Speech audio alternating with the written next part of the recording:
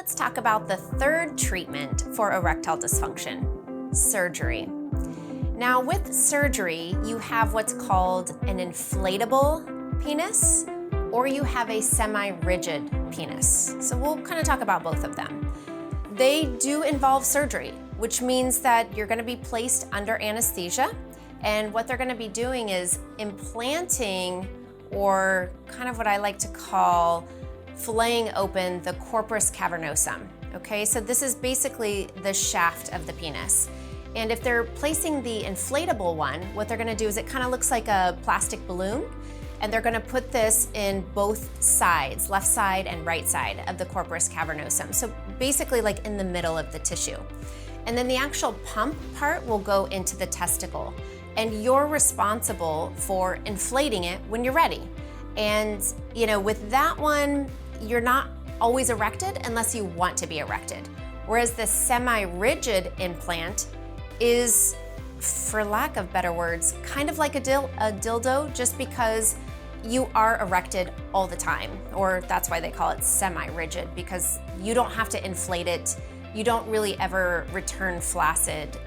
It's just always an erected penis. And again, same idea. They're placing it within your corpus cavernosum, which is basically the tube structures of the shaft of the penis.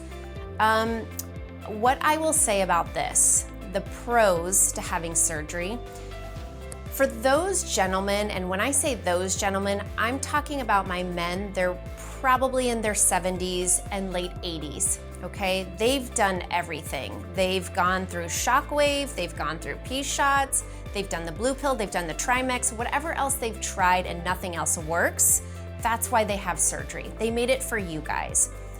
The cons behind the surgery is what I see here in my practice.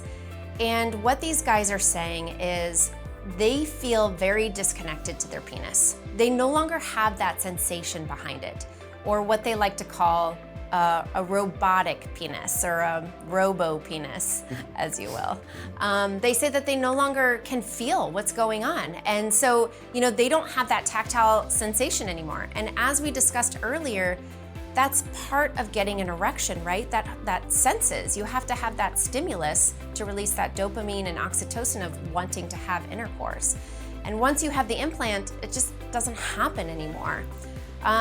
As with all surgeries, you can have complications. You can have bleeding, you can have bruising, you can have hematoma, you can nick the nerve, you can have scar tissue. It's surgery, so you have to think about what comes with surgery.